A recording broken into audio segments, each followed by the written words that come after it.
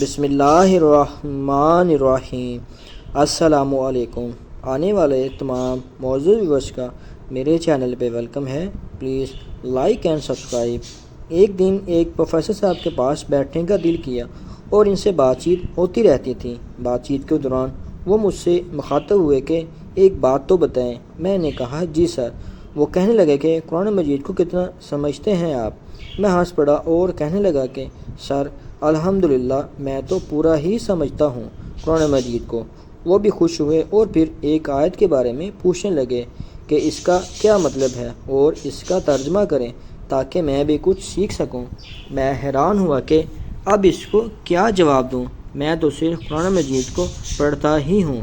خیر میں نے سچ کا سہارا لیتے ہوئے کہا کہ سر ہم تو روز پڑھتے ہیں لیکن ترجمہ تو یاد نہیں۔ 6 اسٹوڈنٹس پر مشتمل ایک کلاس کی شکل میں ہم بیٹھے ہوئے تھے۔ وہاں موجود کوئی بھی شخص ایسا نہیں تھا جن کو یہ یاد ہو۔ اتنے میں پروفیسر صاحب نے ایمان مفصل کے بارے میں پوچھا، جن کا جواب سب نے ہی دیا۔ آمنت باللہ و ملائکتہ و کتبہ و رسولہ والیوم الآخر والقدر خیرہ و شرہ من اللہ تعالی والبعث بعد الموت۔ اب بات اس طرح بڑھ گئی اور کہنے لگے کہ بیٹا سیکھنا ہم سب کی ذمہ داری ہے اور کوئی ماں کے پیٹ میں نہیں سیکھتا، لیکن کچھ وجوہات بتاؤں گا آپ کو جس کی وجہ سے ہم دنیا سے بہت پیچھے رہ گئے ہیں، اور اس لیے ہم کہتے ہیں کہ ایمان کی بنیاد ٹھیک رکھا آپ نے۔ پروفیسر صاحب نے بات کو آگے بڑھاتے ہوئے کہنے لگے کہ ایمان مفصل میں 7 اذکار ہوئے ہیں اور اس میں ہم صرف قرآن مجید پر گفتگو کریں گے۔ قرآن مجید کو ایک اعلیٰ مقام حاصل ہے اور قرآن مجید کی حفاظت کا ذمہ اللہ تعالیٰ نے لیا ہے، اور اس کے ساتھ ساتھ قرآن مجید واحد وہ کتاب ہے جس میں کوئی رد و بدل نہ ہوئی ہے اور نہ ہو سکے گا تا قیامت۔ اور بہت ساری باتیں ہیں جو پروفیسر صاحب نے بتائیں، سن کے اس پر عمل کرنے کا پکا ارادہ کیا۔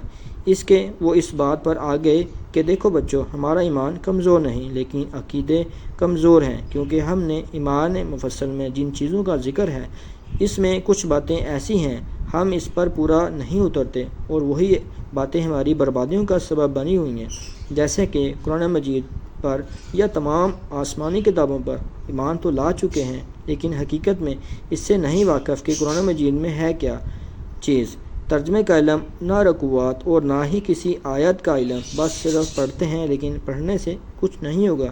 قرآن مجید کو سمجھنا اور اس پر عمل تب ممکن ہے جب ہم قرآن مجید کو سمجھیں گے، ورنہ ہم مسلمان تو ضرور ہیں لیکن عقیدے کمزور ہیں ہماری۔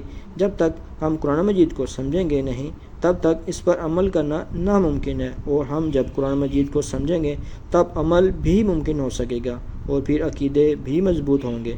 ہمارے پروفیسر صاحب نے کہا کہ گریبان میں جا کر دیکھنا چاہیے کہ ہم خود کس طرف جا رہے ہیں۔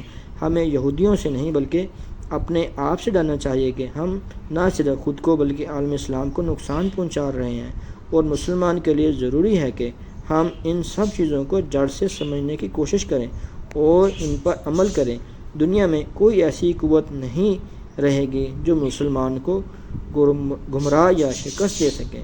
اللہ پاک ہم سب کو ان تمام باتوں پر عمل کرنے کی توفیق عطا فرمائے، اپنی سیدھی راہ پر چلنے والا بنا دے۔